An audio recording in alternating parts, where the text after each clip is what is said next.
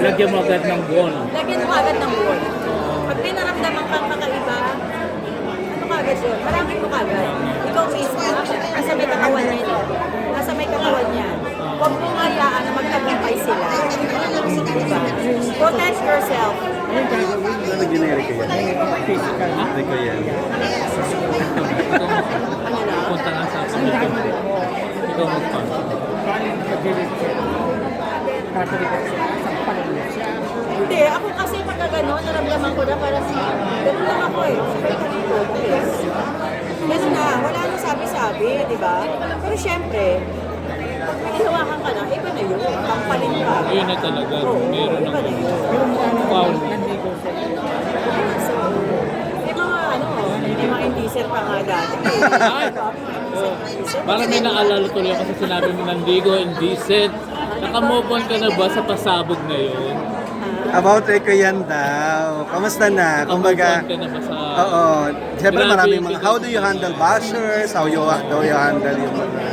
Okay, about Rico naman na, alam mo yun, isang simpleng kwentuhan sa press con na masyadong lumaki na hindi ko rin naman akalain na gano'n. Which is, I'm sorry po sa family ni Rico kung nagambala pa ulit yun. Diba, matagal na nga mapatay talaga si Rico. I'm so sorry po talaga.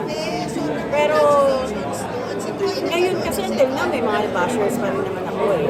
Pero dead mo na lang ako kasi sabi ko nga eh, alam ko naman kung ano yung totoo.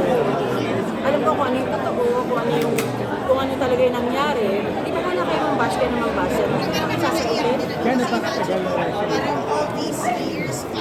Masagot ko lang. Ayaw niya nang balikan, mamaya ano na naman. Sabihin na naman, binabalik na naman. May press ko, may premiere na. Pero na-meet mo na ba personally si Claudine after what happened? Hindi na po, hindi pa. Kung sakaling magkita kayo at kumbaga ano yung sasabihin mo sa kanya, may message ka ba sa kanya? Wala naman, magka-hi pa rin naman ako, syempre, di ba? Hi, ganyan lang. Pero wala naman na kahit ano. Hi na lang. Do you have any, kumbaga, may mga offer pa bang projects ngayon? May mga nag-offer po sa akin na project. Kasi di ba mga Viva, ano to? Viva Max? Oh, Viva Max. Pero hindi Oo ako nga. ng Viva Max. Ayaw. Diyos ko, tatlong taon na yung... Kasi meron pa rin, di ba, sila Andrea is still doing Andrea Del Rosario, di ba? Yes, oo. Bilib nga ako sa kanila kasi kaya pa nila. Pero ako po kasi... Graduate ka na sa Graduate ganan. na ako dyan. Sabi ko nga eh, nung nagkaanak ako ng isa, yung sa panganay ko, nag-stop na talaga ako sa pagpapasex.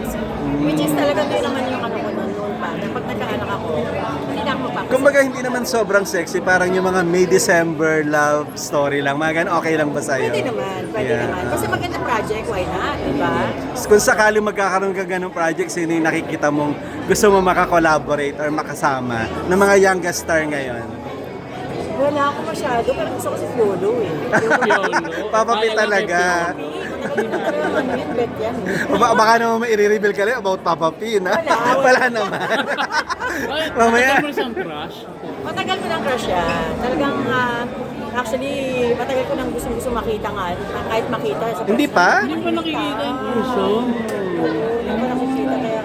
Sa bebeso ka. Ano ka Kaya mahilo? siya parang Meron kang message kay Piolo, anong message mo? gusto lang kitang makilala ng personal. Sobrang happy na ako din. At makatrabaho pala, di ba mas Siyempre, maganda? pag nakatrabaho ako, Diyos ko po, di buo na yung pagkatao ko, di ba? Sabi mo hindi ka na magpapasexy, pero kung si Piolo ang magiging partner mo. Piolo Pascual, Oo. why not? Di ba? Piolo Pascual yun eh, di ba? Sayo, Piolo Pascual yan, di ba?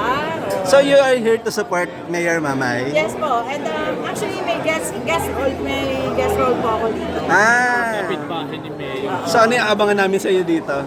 May konting ano, hindi, actually ano lang naman yun eh, para makapit tayo kasi kami dito ni Mayor na parang nilalandi ko siya, pero alam mo na, abangan nyo. May ganun pa ding factor. Oo, pero ano na lang, very very light na lang.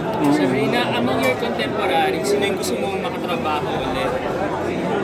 Yung mga dati mo nakatrabaho na gustong balikan. Of course, hindi yung isa. Sino isa? Ayoko. Ayaw niya. Sino yun? Hindi namin kilala. Eh, lahat naman sila, pwede naman eh. Yung Kasi ayaw mo isa. na lang, sino yun? Yung ayaw na lang. Total. Hindi natin pagpapalin kasi hindi mo kapangalan pa, di ba? Na toxic na natin pag-usapan. Wow. Alam na kulit eh. Ay sige, please invite them na lang to watch itong Mamay. Yes, sa mga dati ko at hanggang ngayon naman na meron pa rin mo ng mga tagahanga, please po, sana supportan po natin ang True to Life Story ni Mayor Marcos Mamay. Isang napakagandang pelikula, isang pelikula may makakapulutan po kayo ng aral, lalo na din sa mga tao na alam mo yun, na pilit na gusto magtapos sa pag-aaral nila, makikita ninyo rito kung paano yung ginawang journey ni Mayor Marcos Mamay. And look at him now po na sobrang successful talaga ni Mayor Mamay. Diba?